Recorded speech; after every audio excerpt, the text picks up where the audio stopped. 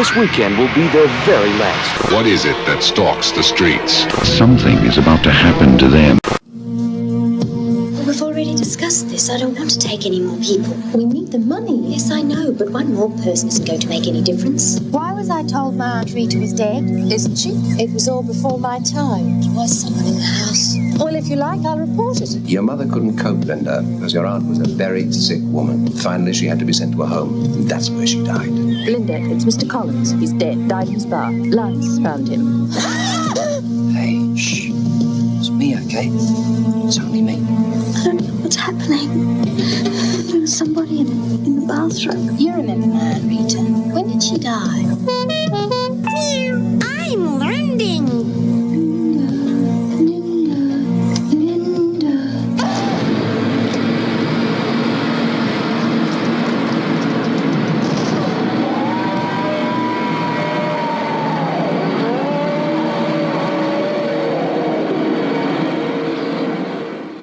This is Adrienne King, Alice from Friday the 13th, and the Hysteria continues. And indeed it does. Welcome back to the Hysteria Continues, episode 190. And this time we're going down under, not going down as Erik would, but down under to the land of wallabies and kangaroos and koalas and serial murders in Next of Kin. Allendale. And Allendale, yes, of course. The Next of Kin from 1982. Just off the top of the show, Nathan isn't able to join us today, but he will be back on the next episode. So hopefully we'll be hearing his thoughts on Next of Kin next time. But this is Joseph's pick. So how are you doing, Joseph? Quite well. How about yourself? Not too bad. I've got a little bit of a cold, but can't complain. Yeah. So too bad. Yeah, well, it's just one of those things. Since I've been out here, I haven't had a cold in a year, and I just kind of got a bit of a minor sniffle. So it's nothing to write home about at all. But Erik, are you fighting fit? I was just in the middle of writing home about your cold, actually. So. Okay, well that's good. Yes, so don't worry. Don't send any posies or any chocolates or anything like that. I'll be fine. Posies? I haven't heard that word in a long time. I know. I'm a Victorian child. Yes. So, yes, we are covering Next of Kin coming up a little bit later for the Australian slasher movie, or kind of slash movie. We can discuss how much of a slash movie it is a little bit later. Before we do that, we haven't actually recorded for a little while. We've had a bank of episodes we've had because we've had various holidays and various things. So we haven't actually been together for a few weeks. So I'd be curious to see what you've been watching recently. So I'll start with you, Joseph. Have you seen anything of note? Yeah, I went to the theater and saw Ma. It's M-A, as in my Ma. I had it in my mind that this was a from hell type thriller, and the whole time I'm thinking, why would a recent Oscar winner like Octavia Spencer, bless her heart anyway for doing it, why would she do a silly from hell film? So I was kind of curious going in. And that's because it seems like a from hell film, but there's a pretty, I can't really spoil it, but let's just say there's a bit of a bait and switch going on. It's a very interesting movie about this woman who starts hanging out with these teenagers and letting them party at her house, and she buys them alcohol, and she just gets a little too close and friendly with them, and a lot of the thrills are derived from that. But like I said, there's a few twists and turns in the story. Well acted, very, very well shot. Very entertaining. Not exactly what I expected. More thoughtful than I expected, honestly. But I did enjoy it, so thumbs up. Okay, yeah, I've heard good things about it. But it's not one I've caught. It's not come out here yet, and it's certainly not in English language anyway. What about you, Erik? Have you had a chance to see it yet? No, I've been away as well, so I haven't seen it. I have heard good things. Actually, there's a couple of things in the cinema that are getting good reviews that I would like to see, but we'll probably have to wait for home viewing, I would say. Okay, right. Okay, well, that's one to look out for. Anything else, Joseph? Yes, I know you watched it as well. I watched the third season of Slasher. What was this one called again? I can't remember. Solstice. Slasher Solstice. Yeah. It's basically about a bunch of people in an apartment complex getting picked off one by one. And right off the bat, these are some of the most graphic murders I've ever seen on anything. I mean, in the second episode, or it may have been the first, I can't remember, but there's a decapitation that just made my stomach turn almost. It was so, just graphic and brutal. I think I preferred the second season a little better. I think it's a little more, coherent. This one's kind of all over the place. There's so many characters and so many subplots that's kind of hard to keep track of. But the slasher stuff, like I said, is just so good. It's just so, well done. I liked a lot of the characters are just kind of snotty, but they're not obnoxiously snotty. They're just kind of comically snotty. I love the blogger girl. I really wanted her to kind of be the main focus of the show. I loved her so much, but unfortunately she's not. But still, I had some fun with it. It kind of falls apart a little bit in the second half, and I did guess who the murderer was fairly early on, but it was still fun, still a lot better than that first season. What did you think? Erik, have you seen it? No, haven't. No, okay. I started off really enjoying it, and I kind of agree. It kind of fell apart a little bit. Although all the clues were there about who the killer was, and the motivation was kind of sound to some degree, it was a little bit too over the top. I mean, it's strange to say that it could have used a bit of restraint, but I do think it probably could have done, actually. It just felt a little bit too over the top for me. For me, it felt almost like the first half of the season was kind of fun and almost fluffy, and then it kind of got depressing as it went on. Did you pick up on that at all? Yeah, and also I know I kind of like I think the idea of setting a whole series of murders over 24 hours was a good idea. But it kind of also handicapped the show a little bit, because it meant they had to do certain things that it just it kind of, I think if it had more room to breathe, it might have worked a little bit better. Another problem I had with it is that this, I love stuff that deals with time travel and stuff, but this had so many flashbacks, and it kept jumping back and forward in time. It would even do flashbacks to characters who had been dead a long time, and you'd kind of forgotten who they were. It was it just kind of got too muddled, I think, story wise. Yeah, but if you are a fan of slasher movies, and if you're listening to this, you probably are.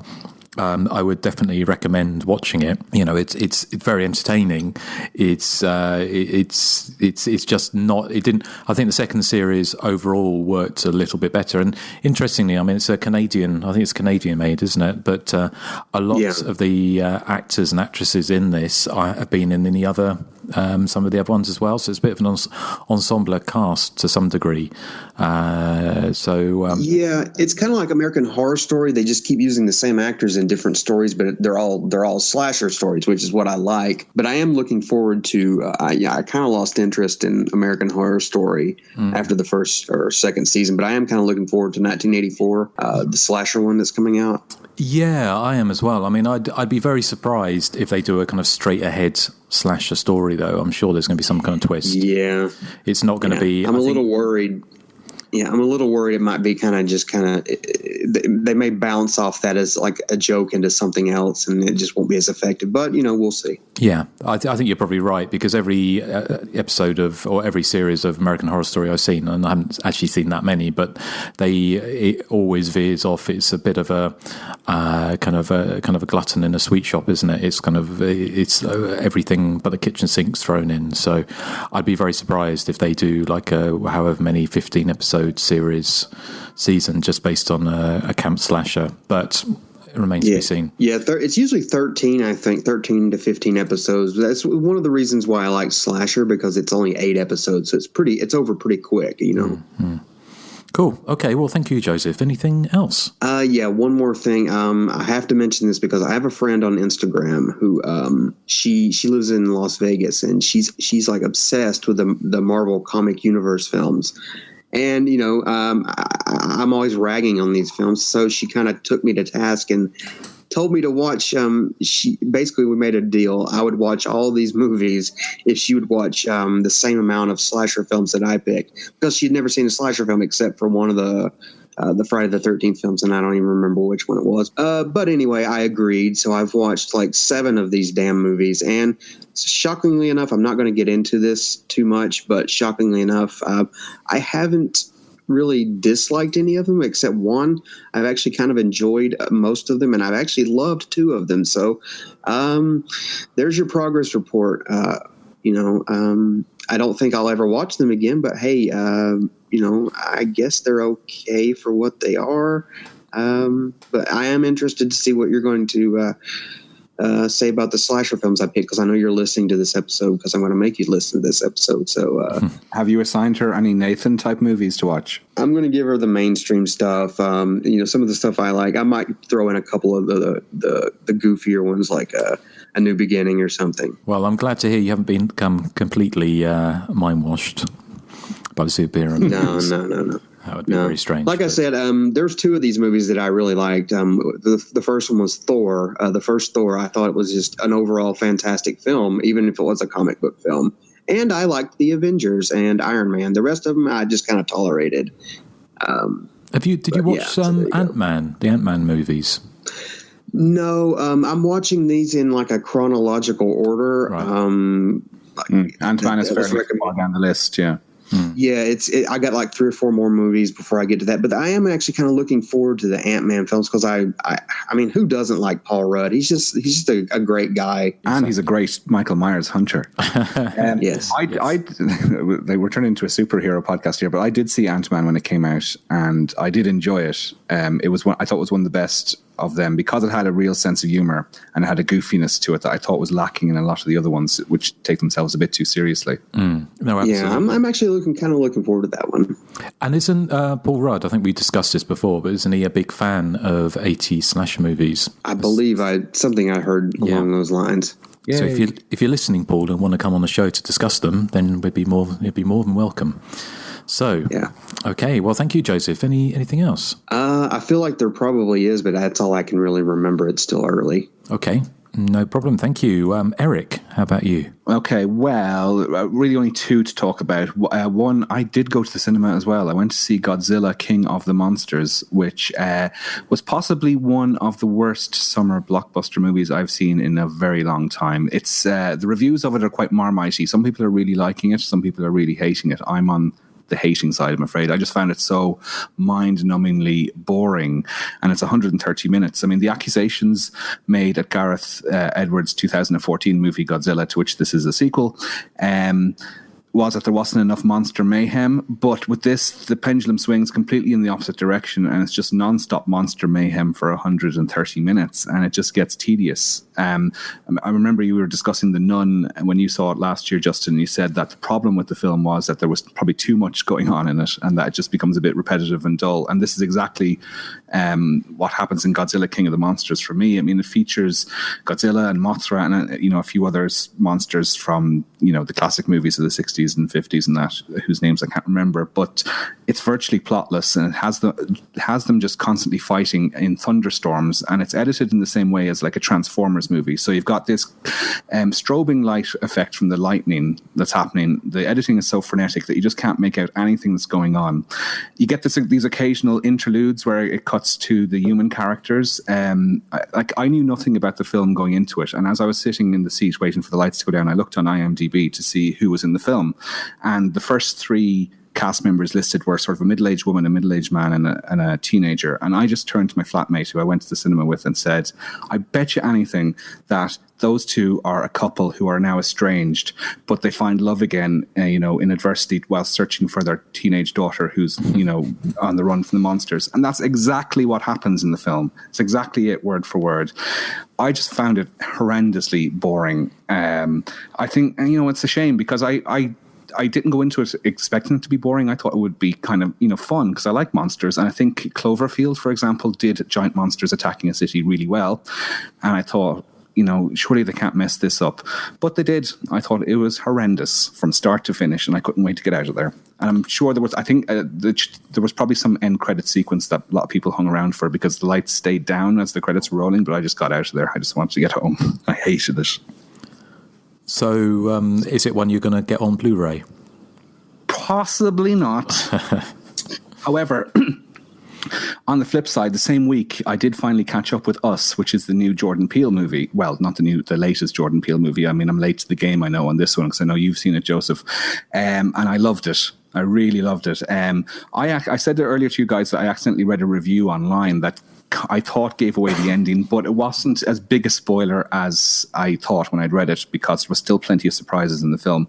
I found it to be, intriguing and gripping and utterly ludicrous, which I wasn't expecting. It reminded me very much of an M. Night Shyamalan movie, and that's kind of praise from me because I love the concepts behind his movies. I love really just ludicrous ideas, I suppose, and there's a ludicrous idea at the center of Us that I just love. I'm surprised maybe critics didn't sort of pick on that a bit more.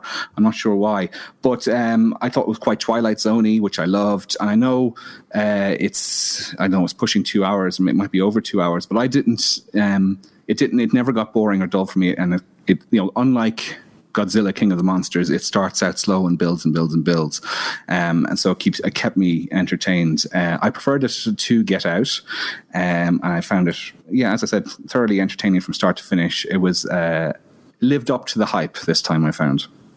Yeah, it has a really good sense of humor to it as well, and it's also a lot more of a slasher film than Get Out was.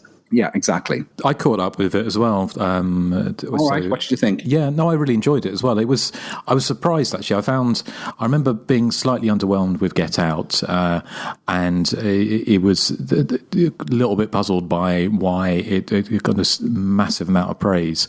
And I did wonder if when I read the reviews, and it was glowing reviews about Us, and I was surprised, like you, about how silly it was. And that's not a criticism. I was surprised how much fun it was, because I kind of guessed, I thought that he'd make a slightly more po-faced movie and maybe listen to his own hype, and everyone's saying he was the next greatest director since John Carpenter or whatever.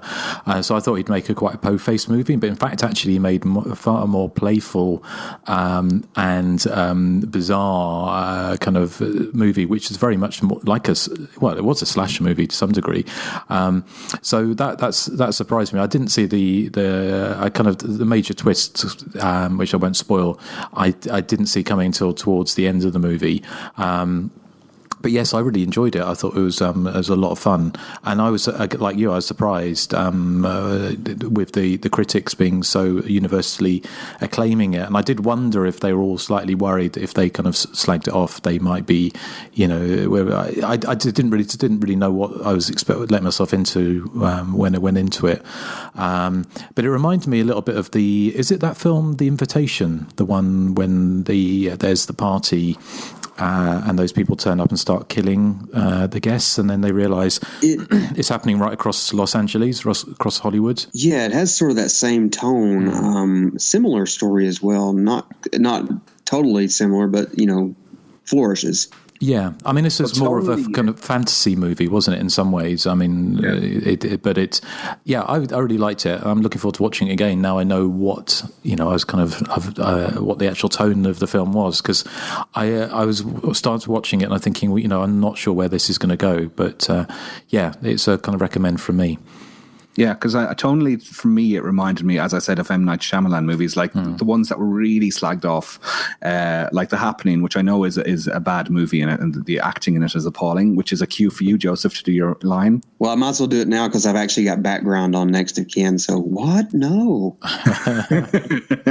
Yeah, and it reminded me like things like The Village, which were the critics just poured scorn on them, and I liked both of those movies, and I saw sort of similarities in Us in terms of its plot. What's interesting that you mentioned about M. Night Shyamalan is that a lot of people are comparing Jordan Peele to being the next M. Night Shyamalan, and they're saying they're hoping that he doesn't take the path that he did. You know how like in the beginning, M. Night Shyamalan was like, heaped praise because of The Sixth Sense.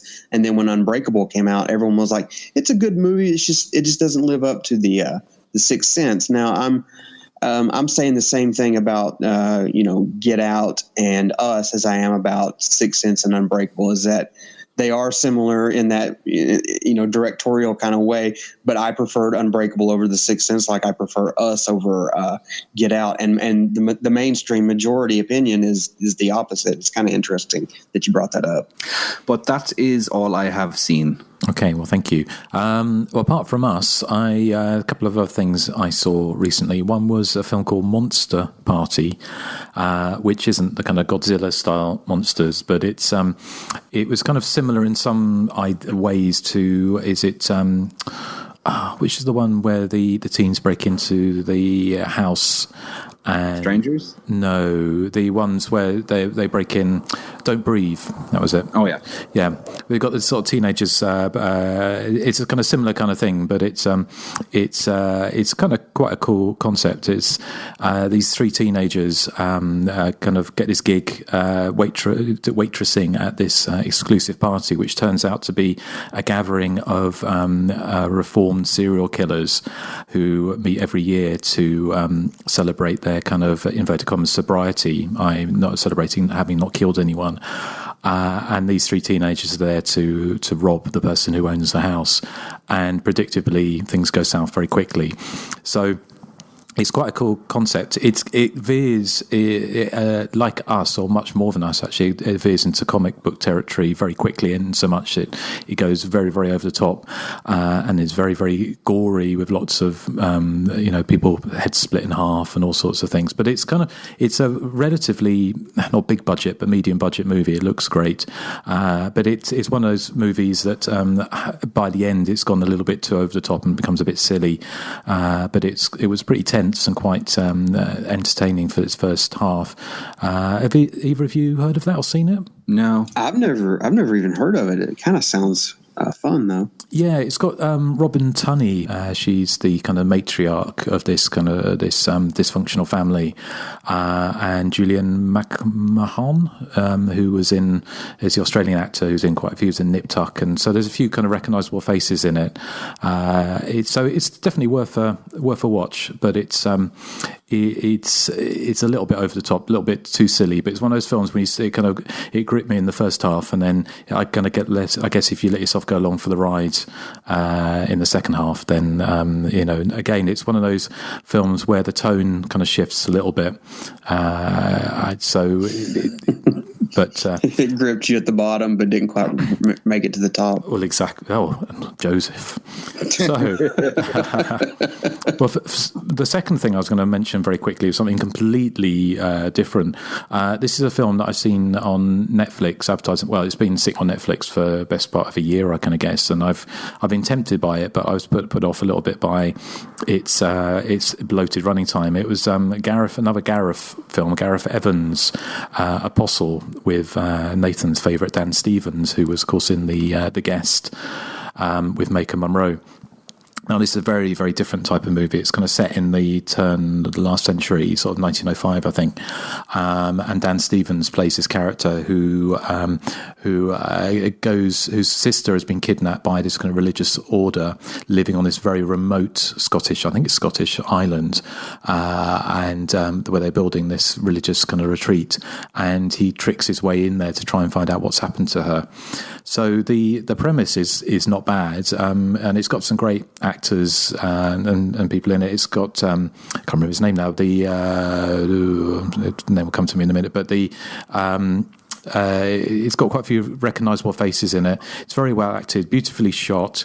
It's got an intriguing premise, but it goes on and on forever, and actually the payoff it isn't a great. I just didn't enjoy it very much. It's one of those films where you when you start watching a film, you invest yourself in it, and you get to, when you start checking your phone, it's kind of losing you, and it's one of those films that it just didn't work. Dan Stevens kind of plays his role like a kind of slightly bug-eyed silent film star, which is kind of like a slightly curious choice for what is supposedly the hero of the piece. But the central premise, the mystery of it all, doesn't really hold up to its kind of bloated running time. So it's a shame, really, because I was looking forward to it. It had that kind of Wicker Man vibe, but I didn't. It didn't grab me. I don't know. Is Michael Sheen the actor? Michael Sheen. That's what I was thinking of. Have you seen it? I haven't. No, I hadn't even heard of it. But I'm just looking at, just listening to you there and reading the premise here on IMDb. It does sound Wicker Man-esque, which would entice me. But you might get more out of it than I did. I mean, also I'm willing to sort of admit that I may not just be in the right frame of mind for that kind of movie. That exact phrase may come up later in this podcast. Oh, okay.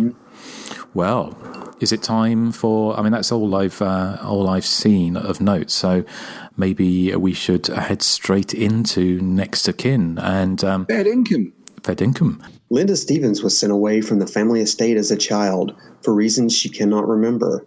20 years later, her mother dies and Linda inherits the shadowy old mansion, now a retirement home.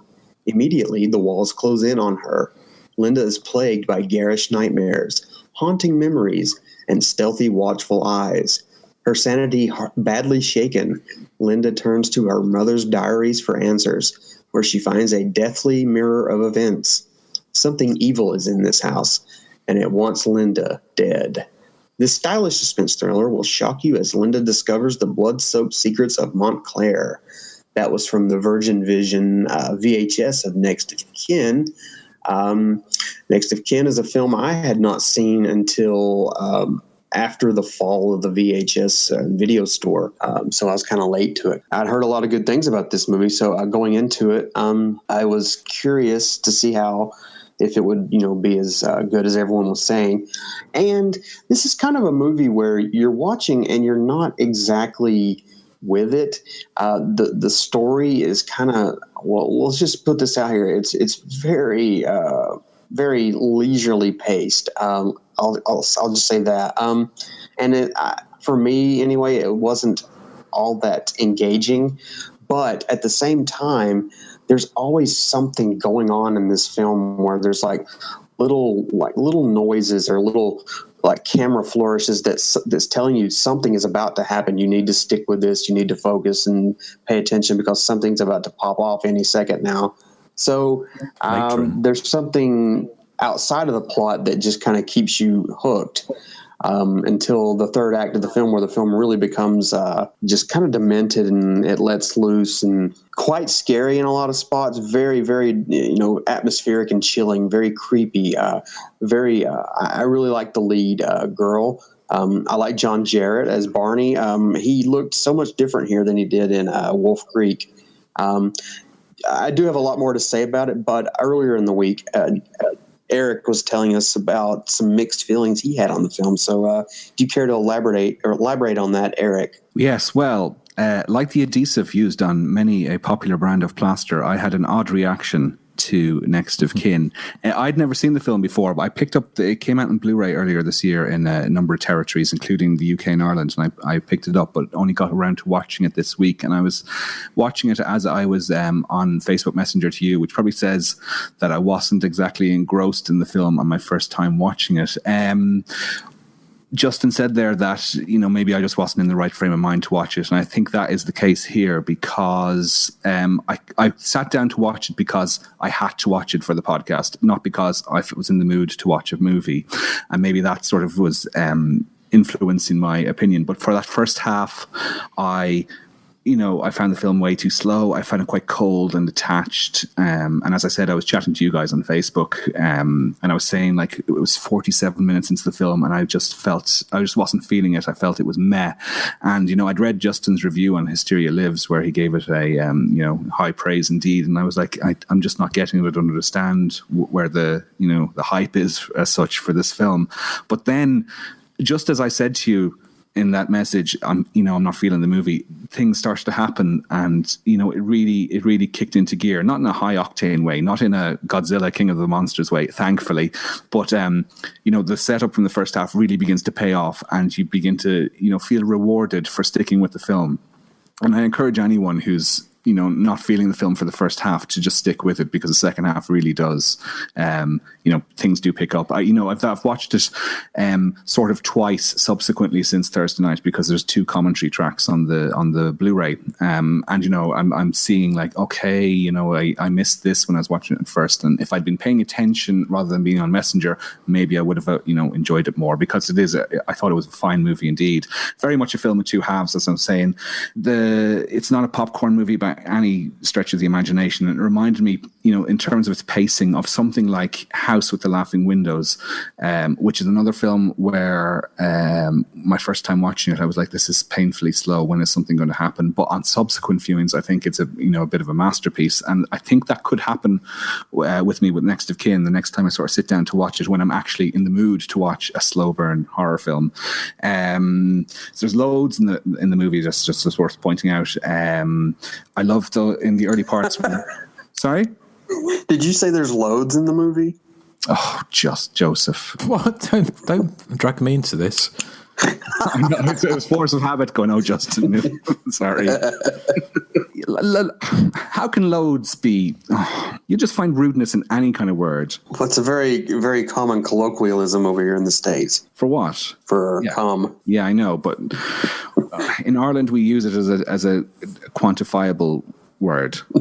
Yeah. There's loads of stuff. Okay, there's lots. Will I use that to say instead? Yeah. Well, in Portugal, they use lots. No, I'm just kidding. Go ahead. So there's lots to like in the movie. I love those shots in the distance where we see somebody like standing in the distance between a couple of trees, and Linda's like, "Oh, who's that?" And it's kind of spooky. I love the picturesque setting. It's like Friday the 13th. I think the sort of the isolation of where the house is set really adds to the mood and the atmosphere. The shot of the body in the bathtub, it brought to mind The Shining. And that guy was kind of hot, that dead body in the bathtub. Oh. Am I allowed to say that? No. So I'm listening to or reading reviews online of the film. A lot of people point out that the film sort of is resonant of The Shining, I suppose, in the same way that Linda's inheriting this sort of rural nursing home.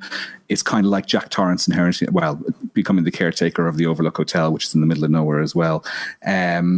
But Next of Kin sort of plays its cards in a manner where it could turn into a Shining-like supernatural movie. I mean, if an hour into the film it suddenly turned out there was ghosts or something happening like that in the nursing home, it would have made sense, because it's like a sort of classic giallo from the 70s where you think surely something supernatural is happening. This can't be, happening in the real world. But so it could easily have taken a supernatural turn, and it wouldn't have felt, unnatural as such.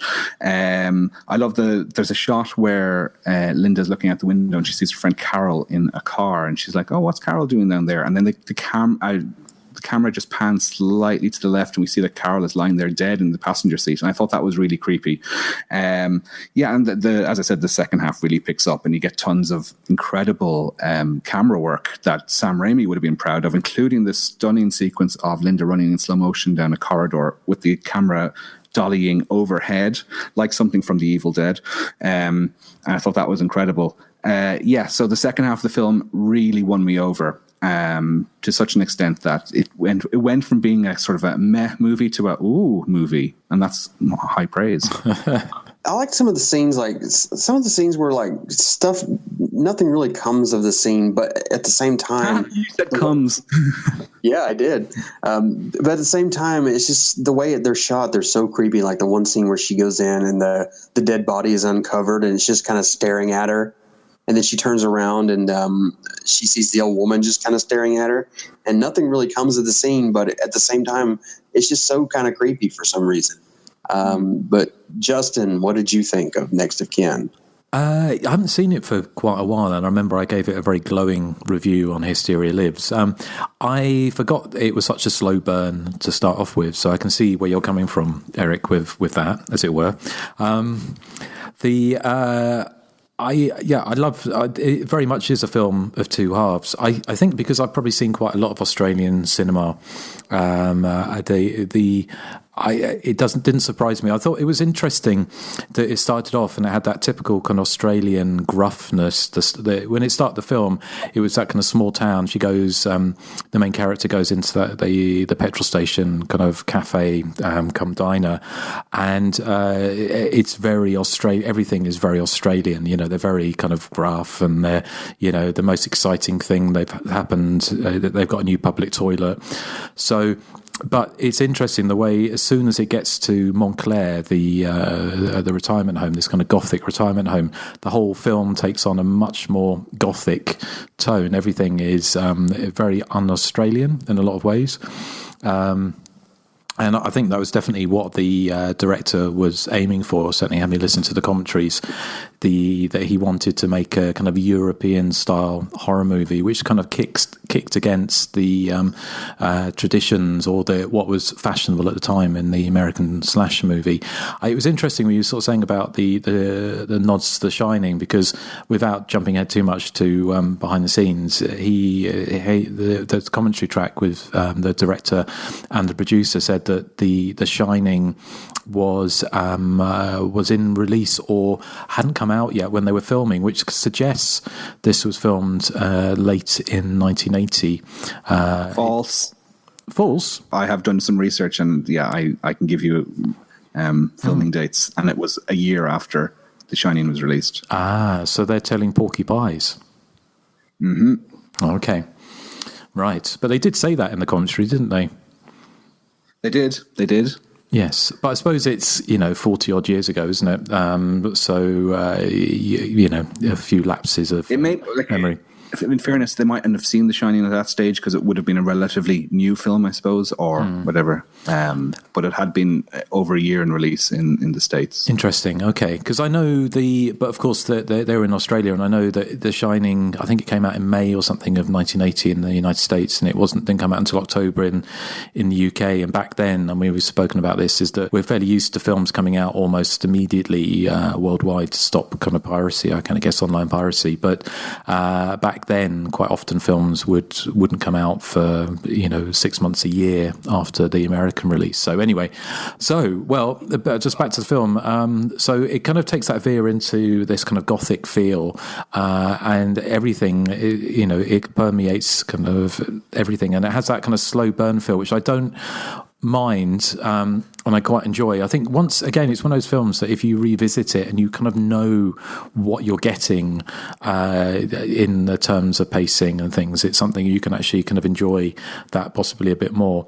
It was interesting that they, the majority of the victims are older people because it's a retirement home.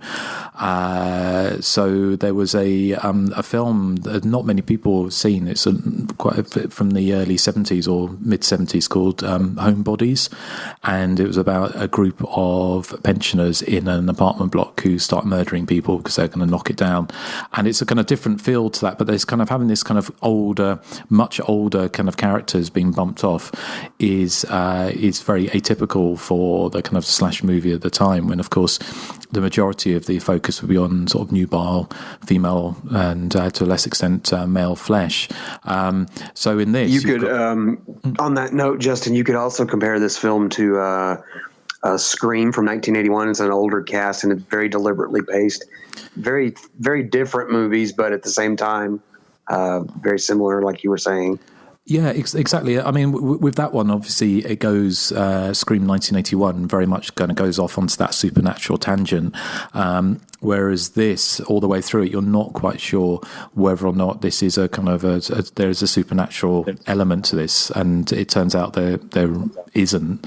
And I'm sure we'll kind of get to spoiling it in a little bit. But a few things I really liked about it. I thought the main character, the woman, I thought was quite engaging. She's quite an odd-looking woman in so much she had almost like bird-like features. She just felt she kind of there's a certain intensity to her, which I thought was quite interesting, very different from the majority of slasher movie heroines of the time. I kind of really like the stylistically. I mean, it's beautifully shot movie. The use of slow motion in it was really, really well done, because it could have been quite intrusive, but it wasn't actually. It really emphasised and actually brought out elements of the shot. There's a scene where the first body is found in the bath, and it looks like he's sitting up in the bath in this slow motion, a bit like very much like The Shining, with the old woman in the bath in the hotel room sitting up in the bath. But it actually, when it pans away, it shows that he's been pulled out of the bath by a group of people, like from an overhead shot. So there was that, and the scene at the end, which I think is, there's quite sort of bone chilling, is I know you mentioned, Erik, was that kind of overhead shot of her running out of the house in slow motion down the stairs and down this corridor with this overhead shot following her. I think I said at the time in my review possibly that it was, which I forgot to read, but it was kind of almost Argento-esque, and I wouldn't be surprised if the director, because he said he was going for a kind of European feel, and he was talking about Roger Vadim with his kind of vampire movies, French vampire movies, but I would imagine he'd seen a fair bit of Argento by that point as well. I didn't listen to all of the commentary. I don't know if he mentioned Argento in any of it, Erik. He didn't know, but he does mention that he's not a fan of horror films as such, so he may not have encountered Argento. Okay. There were a couple of nods to the kind of the slasher movie. There were scenes, like you mentioned, Erik, as well, about the kind of disembodied figures in the background. And there's one where she looks out the window and there's somebody standing in the rain, silhouetted. Very much kind of felt like a nod to Halloween and Jamie Lee Curtis looking out at the flapping washing line. But it was interesting, and I think it has that intensity, and then it kind of builds up to this violent crescendo at the end with basically the film's one graphic gore effect, isn't it? Which kind of brings to mind the famous Tom Savini head being blown off scene in Maniac. Overall, I think it's a great film. It's a slow, deliberate film, and I think if you think back to some of the other kind of Australian slasher movies or kind of films that were kind of playing off what was going at the time, there weren't that many of them. But of course, The Day After Halloween, the famous Killer in the Ice Cream Truck, which again is another. Oh God! One of Nathan's favourites. He keeps threatening us with that. Yes, he does. And then you've got films like, I don't know if you've ever seen The Plumber. It's about a psychotic plumber who... that movie is awesome, Erik. You've got to see that movie. Yeah. There's one Australian movie that I love. It's not a slasher, but it is Long Weekend, which I love. Yeah. And again, it's very slowly paced. Well, there were very few... Of course, there's road games as well. Yes, road games. But they're all kind of atypical, aren't they? They didn't really, until they started making films like Blood Moon in like 1990 and Symphony of Terror, was it? I think there's a few Australian slash movies that had more of a nod to America, but they're very, if you're watching an Australian genre film. Definitely, but Next of Kin, I'm really pleased that it's actually got this kind of renaissance and more people are seeing it, because I'm sure we'll talk about something in the background, but the film didn't really get much of a release at the time, which is a shame. But definitely, if you're in the mood for something a little bit different, and you're willing to, have the patience for something slightly different to your typical Friday 13th or My Bloody Valentine or something like that, then this is definitely worth your time. There's one scene at the end. Of course, we spoil these movies always, so fair warning. There's a scene where the final girl, she's standing behind a door, and the killer. Well, there's technically two killers in this film. One of the killers is looking through the peephole in the door, and she does this downward swing with this needle, and it goes through the eye, the keyhole, and stabs her in the eye. It's just really well shot the way they do it. But at the same time, I'm thinking, my God, how lucky are you to get to? How lucky can you be to actually nail that? Yes. The landing on that, right on the first swing. It's just crazy. I was trying my best not to make it sound all innuendo-ish, so you guys couldn't laugh at me. Well, shall we? Choosing my words carefully. Yes, but it's always We have to with you around these days. Well, shall we? Who would like to give a synopsis of what the the reveal? Oh, well, it's basically from a lady who used to live in the house many years ago under a different name, I believe. She was sent away to an asylum, so she came back to the house and started killing people. Well, with a wig on. She comes back with a wig. That's her disguise. Yeah, and her son is helping her out as well. But it's kind of weird that the mystery, the slasher style mystery, is kind of a almost third or fourth banana to some of the atmosphere. So it's there's not a lot of pop or kind of bombasticity in the plot of this film. It's more about atmosphere and tension, I'd say. But it's also the, if I'm right in thinking, that it's her aunt, isn't it, who was sent away? Yeah, wasn't it her aunt, Erik? Yes, it was. Yeah.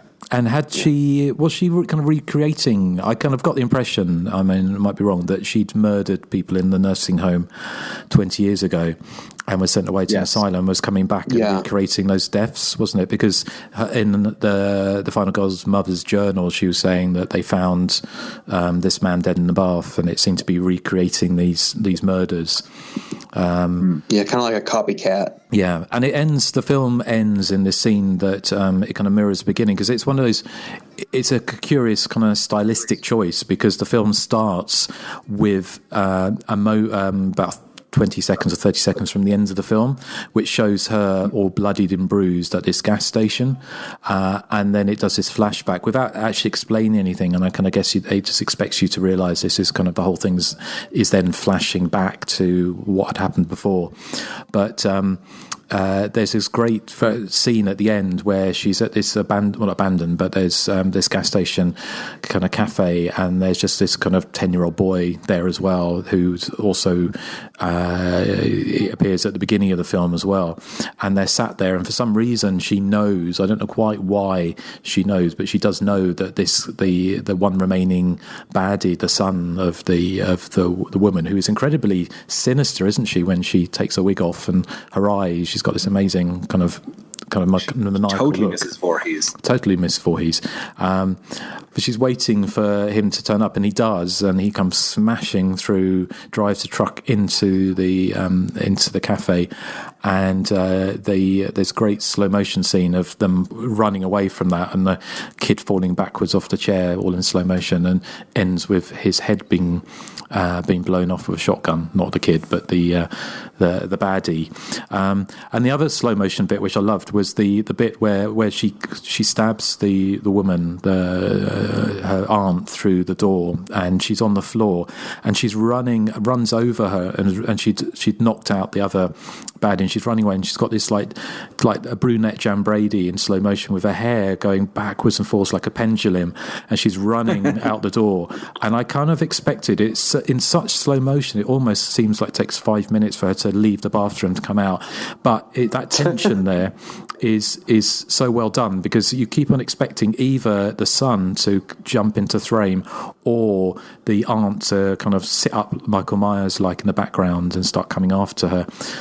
Neither of which happens, but that is those moments and that scene with her escaping the house and getting out, kind of like a masterclass in suspense, and really, really well done. So if you are tempted to give up on the film, if you find it too much a slow burn, then certainly the scenes at the end of the film, have those, because it's those kind of rare moments in 80s slashers, which we talked about before, like films like The Scaremaker.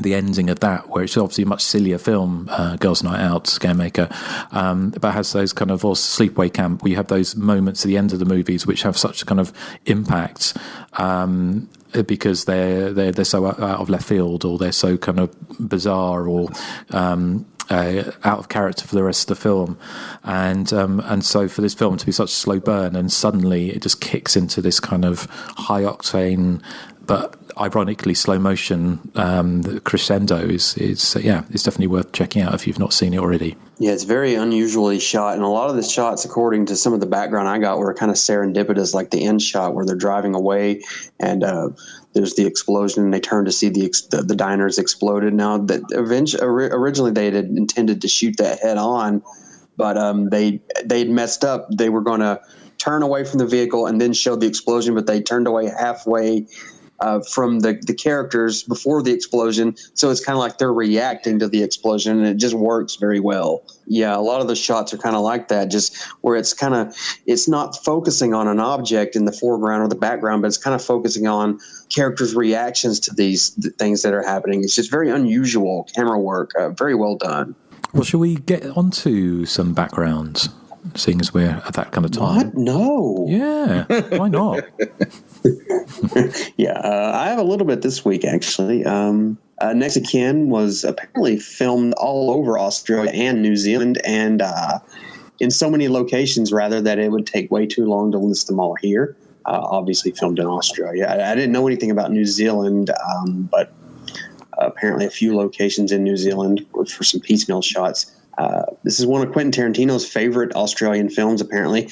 He sung its praises on the Not Quite Hollywood documentary. I think he said 10 non-Hollywood films that he loved. It was in one of those. It won the, and forgive my pronunciation as always, the Clavel de Plata Dorada for Best Director at the Sitges Film Festival. I know, Eric, you attend that quite a bit, don't you? Not the film festival, no. Oh, okay. It's more like the Dunes and the Portly Gentleman Festival they have there every May and September that I used to frequent, but not anymore. I gotcha. Released on VHS in Australia by Roadshow Home Video. Like I said earlier in the show, in the States on the Virgin Vision label. I remember seeing that. Like I said before, I remember seeing that VHS a lot. I mean, it seemed like it was in every video store before, the video stores went kaput. And it's kind of interesting that I never picked it up until after, we had no more video stores here. I had to kind of obtain it illegally a while back. I'm sad to say, because I couldn't find a VHS copy, and it was not out on DVD or Blu-ray at the time. But yeah, that's all the background I have on the film. You guys can fight over who goes next. Okay, Gladiator style. Yeah. Who do you want to go next, Justin, or do you want me to? Or I don't mind. I mean, I've probably got less. If you watched both, I only watched half of one commentary. Or listened. Okay, you go first, then, and I'll tick off because I listened to that commentary as well. So. Okay, right. Well, the film was AKA Hell House, and apparently had a working title of Before the Night Is Out.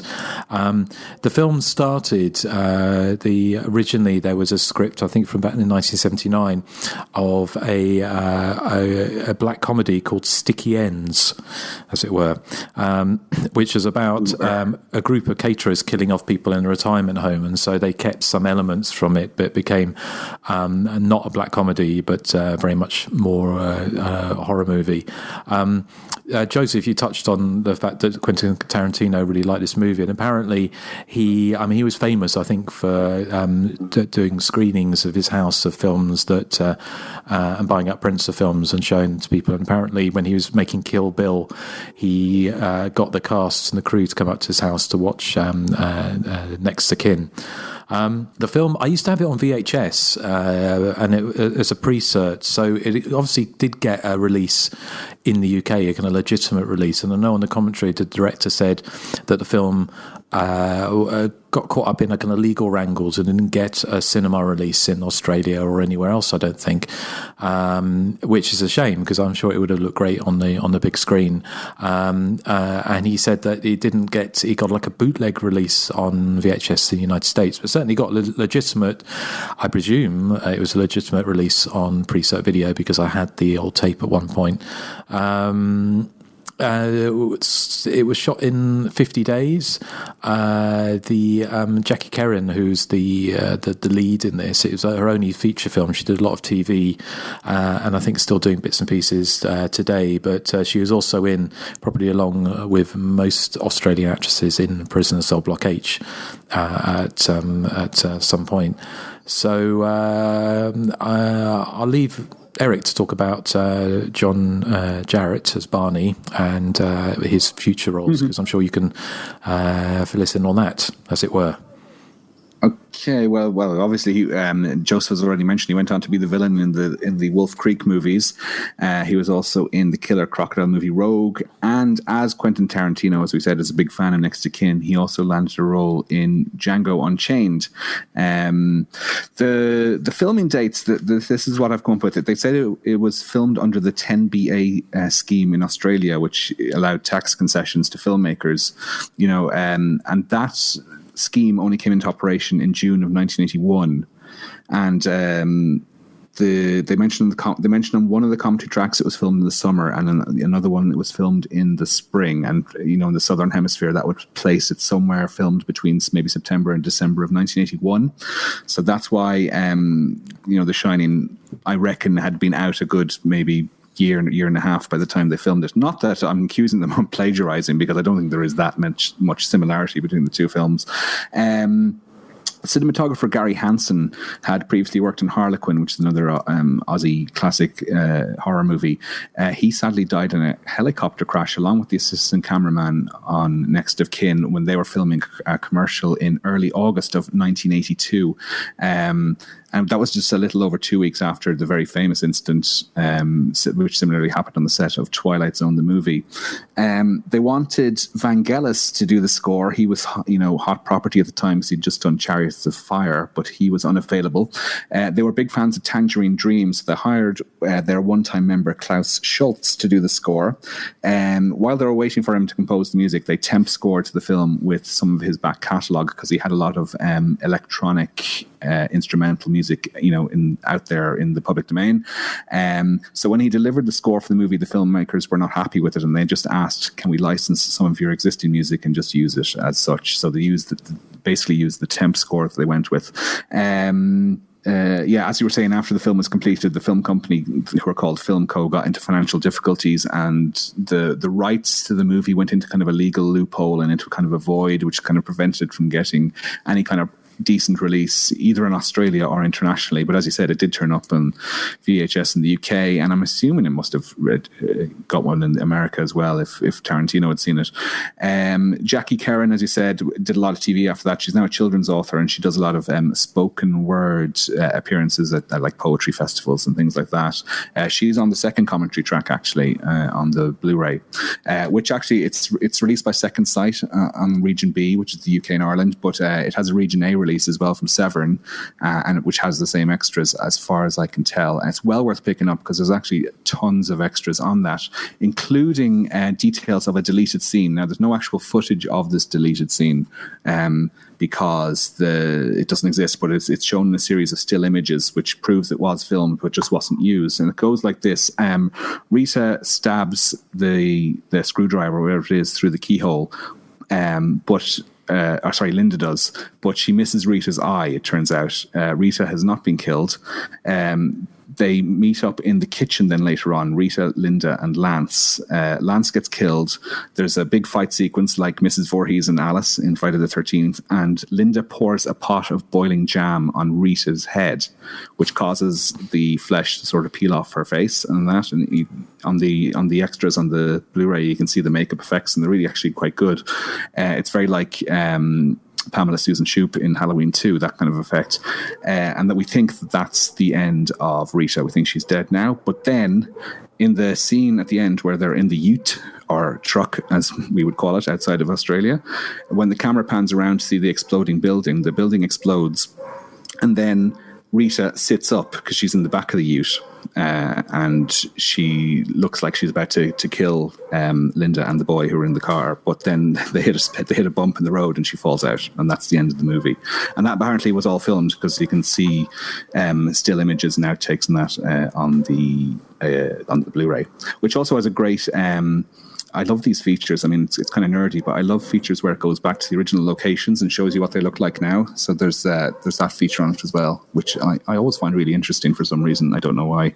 But that is all of the... Yeah, that's all of the... It always amazes me when they do these kind of elaborate scenes and then reshoot them for whatever reason. I wonder why. Did they say why they didn't use that scene? No, they don't. They briefly mention it in the commentary track. I don't know if you got to that stage where Linda looks into the kitchen and is it Connie is the character's name? She's making the boiling jam on the stove. She can see her stirring it, and he says, "Oh, that this scene had a particular resonance in an early version of the film where Linda pours the boiling jam on Rita." But I don't know why, because it maybe they thought it was a bit over the top, a bit too slashery. Well, Erik, I think it probably is time for. It's my joke of the week. It's so fantastic. Okay, So there was a Central American remake of this film that was released recently. I don't know if you heard about it. It was called The Mexican.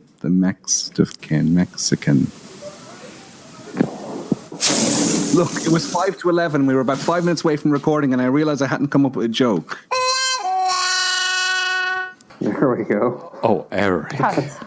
C-U-N-T. Cunt. That wasn't me, by the way. Wow. I figured. Oh, yeah, I could have blamed that. You whore! Oh, Erik. Okay, moving on. Yes. We should, because some of the podcasts I listen to, the bigger podcasts, when they go on these big tours and everything like that, and they've got hundreds of or thousands of people all sitting there clapping and hooting when they come on stage. And I was thinking, if we ever got to that point, which of course it won't, it'll be like four drunk men in sleepaway camp t-shirts sat around in some kind of cupboard somewhere. That's probably what we would attract. But Erik could do a stand-up, couldn't you? And you could do a compilation of all your jokes of the week. Way to marginalize our fan base, Justin. Our fan base is 4 nerds in a cupboard somewhere. Well, if you're one of those nerds, drop us a line. Yeah. And the contact details will be coming up later. No, we know we have a very varied fan base, and we love you very much. Yeah.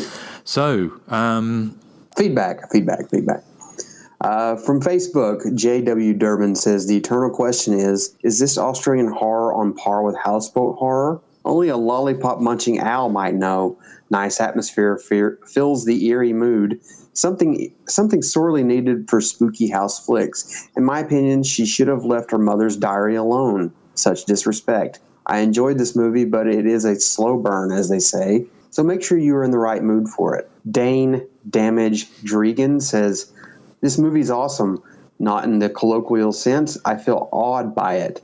There are shots in it that speak volumes without a word of dialogue. It's deliberately paced without dragging on. It's just one heck of a great flick. Dylan Gravely says, great poster, great movie to fall asleep to. I don't know if he's being catty there or not. I don't know. Leah Cefello says, one of my favorites. Zachary Paul Franklin says, I love this flick when I saw a VHS rip of it many years ago. I could tell how stylish it was despite the crappy resolution and blocky pixels.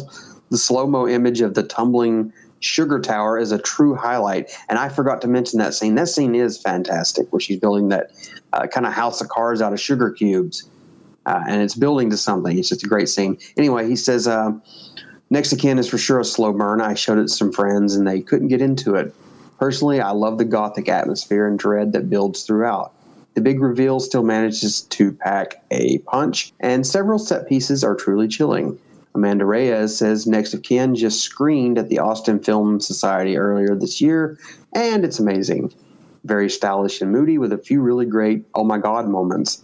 That scene where the protagonist sees her friend in the car as it drives away and you can just sort of tell she's had her throat slit is so freaky.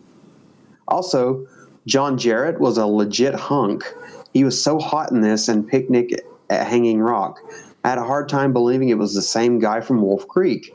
Anyway, I digress. I love Next of Kin. If memory serves, the AFS programmers said the filmmaker was inspired by the Texas Chainsaw Massacre, but it's really its own beast, so unique. Joshua Grattan says, one of the creepiest films I've ever seen. It's so effective that it's almost a blessing that the deaths are all off screen. Interesting. Yeah, I would agree there, Josh. Patrick Hamilton says, I genuinely adore it.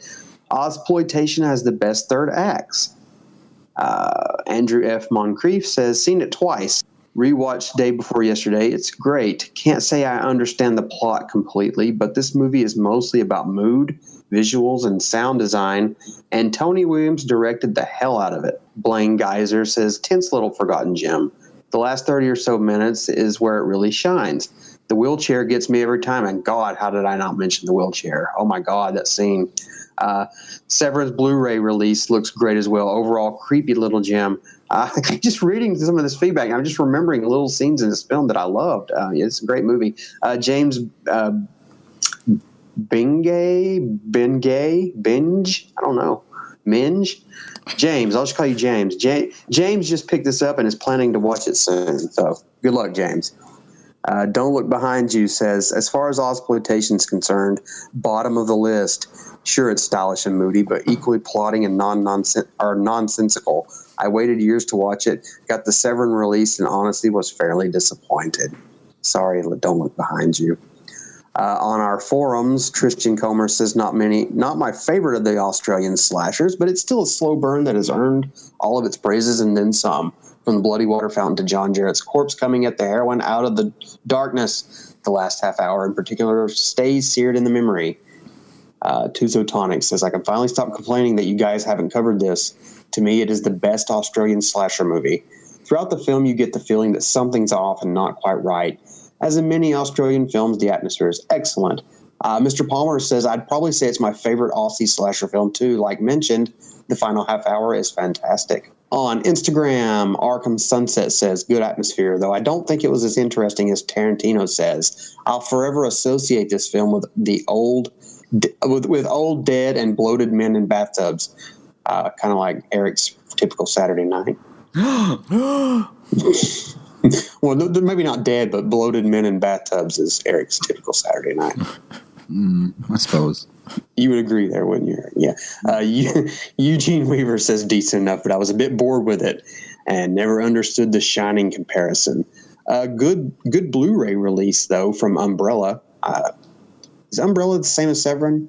No, Umbrella is Australian. So I think it's been released by Umbrella in Australia, Severin in the US, and Second Sight in the UK and Ireland. So it's everywhere now. Yeah, okay. Over on Twitter, Alone in the Dark Book says, unsung masterpiece. It's a shame the deleted scenes don't exist on film anymore. They would have made it even more of a slasher. Alan Dorich says it's very slow. Apocalyptic level ending, though. DP Zach Voitos says, awesome. Joe for Jeff Productions says, a good one-watch movie. And finally, George Platts says, despite a couple of scenes, I fail to see what others see in it. That's all the feedback I have on. And it's kind of interesting because, like, Twitter, it's like seems like most of them are just kind of like, same with Instagram, but everybody on Facebook and then the forums are just kind of gushing over it. So interesting divide there. Well, talking of gushing over it, Erik. Guess who? Can you guess? No. Simon. Right. And he says, out of the four of you, whose is the biggest? I imagine that Justin's at least used to be the biggest, but suspect he suffered significant shrinkage since his move to a warmer climate, maybe from spending all that time swimming in the ocean. The size of Nathan's has probably been affected by his regular partaking in a certain unnamed substance. I would presume that Eric's is a pretty sizable one, given how regularly he talks about adding to it, whereas Joseph seems to spend most of his time playing with other people's ones, including the baby Jesuses, instead of working on his own. I'm talking about your movie collections, of course. From Simon Logan. Oh, Simon, you had me thinking you were talking about Winkles. Well, Erik took a very movie small... collections, yes. I know you sold off a lot of your stuff when you did the move, Justin, so do you still have many? I probably have about 300 or 400 Blu-rays and DVDs, I think, and I kept about 4 VHS. Obviously the Blu-rays and DVDs are easier to move, and of course but I used to have about 300 or 400 VHS, but I sold most of those. And I kept and I sold quite a lot of my movie memorabilia, but I still have a box of stuff, so I've kept a fair bit of that as well. How about yourself? Yeah, I have very few VHS left. I never really had any kind of rare or collectible VHS back in the day. So I only have a handful of VHS. I have tons of bloody Blu-rays and DVDs, though. DVDs you can't give away, really. But not that there's only a few I'd sort of chuck away willingly. The rest of them I want to keep for my collection. But I have far too many, probably. Joseph? Yeah, I pretty much got rid of my collection many years ago. I think my enthusiasm for collecting movies kind of died when the video store died, because I always liked the hunt, going on the hunt for movies to try to buy from video stores. And I love Blu-rays. I love the special features, but it's just not the same for me. So I'm more of a movie memorabilia guy now. I don't really collect movies. I just watch the movies. So, and obviously we can't, for Nathan, we'll have to check with him next time. Yeah. Well, I've seen Nathan's collection. He still has a lot of Blu-rays and DVDs, so he's got a fairly big collection. He's got a big one. Yep. Mm-hmm. So you're pretty much correct there, Simon. I think you were... Yes. I think you were on the right path there. Is that all from Simon, or was it... That's all from Simon, yes. So it wasn't the start of a long one. No. Okay. Well, shall I go next? I've got one here, which is quite a long one. So it says, hello, Podfathers. Jay here again. I hope this email finds you all happy and healthy. So I had back spinal surgery a little over a week ago, and my convalescence is going extremely well. But as you can imagine, I have lots of free time to watch movies. So to say, Jay, I hope you're still recovering well. He says, I've already done my own private film festivals, highlighting 70s horror, 80s slasher, and a Roger Corman exploitation fest, but I was struggling to decide what to focus on next. Then I listened to episode 188, featuring Delirium and Your Die at Midnight. Eureka! My next deep dive will be Jali. I've already lined up Torso, Forbidden Photos of a Lady Above Suspicion, Blood and Black Lace, still waiting for you all to cover that one. Tenebrae and Eyeball, with your commentary, of course. Sorry? Look back into our archive. We covered it ages ago. We're going to be covering that for, I think, episode 200, I think. I don't know. We'll see. But I'm currently watching The Case of the Bloody Iris, which, besides giving me my Edwidge Fennick fix, features one of my favourite giallo scores ever. And I would very much agree with you there, Jay. Speaking of giallo scores, have any of you ever seen or heard of the film Piercing? I caught it at Fantastic Fest last year, and I recently screened it again. The entire soundtrack is composed of music from old giallo. I started grinning when I heard the first strains of music, and my grin lasted until the credits rolled to the music of Tenebrae. The movie is a really fun, twisty story as well. I feel like I've heard of Piercing, but... was it those Shadow of Your Tears, or whatever they were called, the French pseudo giallo from the last few years. They used tracks from existing giallo of the 1970s. Do you ever see any of those? It was all very bit style of substance. I went to the cinema to see Strange Colour of Your Body's Tears. That's the one, yeah. And it was odd. It was more like an art installation, really, than a movie. Yeah. We've spoken about those before, haven't we? We sort of said that they didn't really satisfy the giallo, the mystery, the kind of side of things at all. But Jay goes on and saying, closing, I love how you've been generously sharing promos from other podcasts on your show lately. So my co-host and I would like to humbly submit this promo for one of our shows. Have you seen this one? It seems only fitting, since you gents are the ones who inspired me to create our podcast in the first place. So thanks so much, and keep up the great work. I can't wait to hear you all's talk on the Beyond. Your fan and friend, Jay Bullington, producer and co-host of Have You Seen This One, aka Histo, or I know it's which stands for Have You Seen This One? So we'll check that out. Joseph, have you got the promo for that? Yeah, actually, I played his promo in our last the High Tension episode, so we got that email a while back. Okay, well, I hope you're right before I started editing the episode. So I've just Googled Have You Seen This One's podcast, and their latest episode is on Chopping Mall, one of our favourites. Excellent. Yeah. Good stuff. So, okay, well, thank you, Jay. Say I hope you're recovering nicely and still enjoying your movies. All I know is today's October the 31st. 31 backwards is 13. It's Friday, it's Halloween. 13th anniversary of the Lawnmower Killings. As a crazy loose. It's prom night. Hi, this is Tracy Savage, Debbie from Friday the 13th, Part 3. For the best podcast ever on old slasher movies, be sure you find Hysteria Continues. You will be glad you did. And hey, stay out of Crystal Lake, okay? Every episode, we celebrate a classic slasher movie, such as Friday the 13th, Halloween, My Bloody Valentine, Happy Birthday to Me, and Crazy Fat Ethel 2.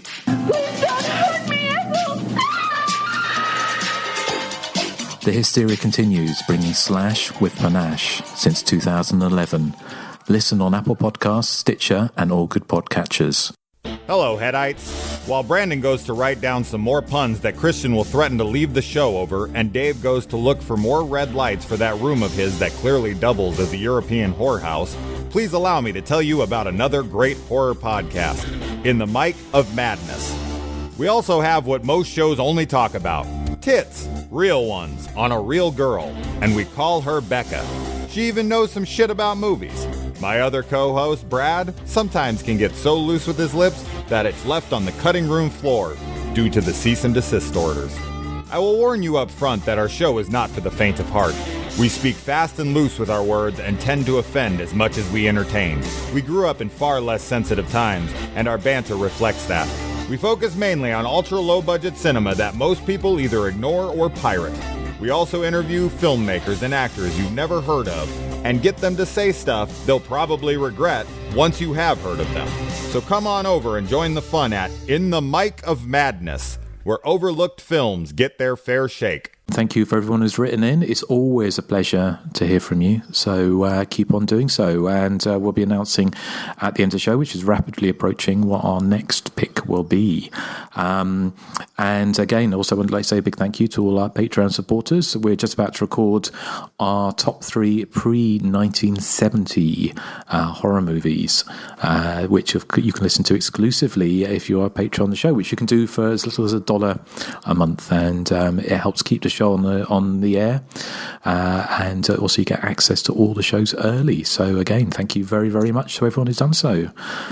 Yes, I would just like to say thanks to we've had a couple of new Patreon subscribers, and they've been a little generous. A couple of them have been a little generous, so thank you very much. Okay. I want to thank them with something that we've neglected to play on this podcast yet, and that's this. I can't believe the podcast was nearly over and I hadn't played it. I've got this mental image of the Patreon, the kind of thing like dropping quickly. It's dropping as we speak into minus figures. We're going to start being fined. We owe them.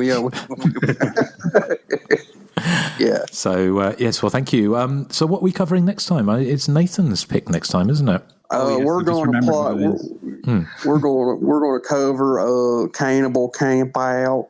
It's a shot on video movie.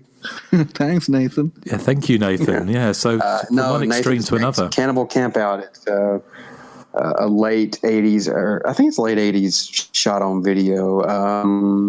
Yeah, definitely a Nathan pick. So buckle up. Yeah. Yes. Okay. Well, it'll give us a chance to talk about late 80s shot on video flicks as well. So, but again, from the sublime to the ridiculous, quite literally. Yeah. So, what are we playing out with, Joseph? I don't know. It's going to be a while before I edit this. So, do you guys have any ideas? I don't know. I know what Justin would have played out with if this was his pick. What was that then? What's that? Susie and the Banshees cover version of This Wheel's on Fire, because it has next of kin in the lyrics. Oh, This Wheel's on Fire in the wheelchair. Yeah, it's a good idea. Oh, there you go. Well, and there's a fire at the end when the gas station explodes. Oh, that's good. Eric, you put a little too much thought into this, considering how much you dislike Susie. You could play the classic song from Houseboat Horror again, since it's Australia. Young, kind of groovy. Ooh. Actually, funny enough, if you look on IMDb for Next to Kin, there's the Patrick Swayze movie as well. Yeah, and it's actually got, I think it's actually got the trailer from this Next of Kin on that Patrick Swayze film, so all slightly mixed up. But anyway, well, thank you for listening to the Hysteria Continues, and we look forward to going on a cannibal camp out next time. Or say look forward to. We look forward to it, really. So join us on that one, and with the return of Nathan with a vengeance. So say goodbye to the good people. Bye. Arrivederci. Bye. I'm cool, she's hot. Can't put my finger on just what she's got. And late at night, I'm drinking beer. I'd like to take it far away from here. She's young and she's good, she's good with me. Young and she's guys, having a great time. Young and she's good, she's good with me. Young and cool is alright with me. And when I walk, I look sharp. This little shoe's gone. Still my heart, and if I don't be cool, I'm gonna blow it 'cause she's no fool. I said she's young and she's good, she's good with me. She's young and she's good, she's good with me. She's young and she's good, she's good with me. Young and cool is alright with me.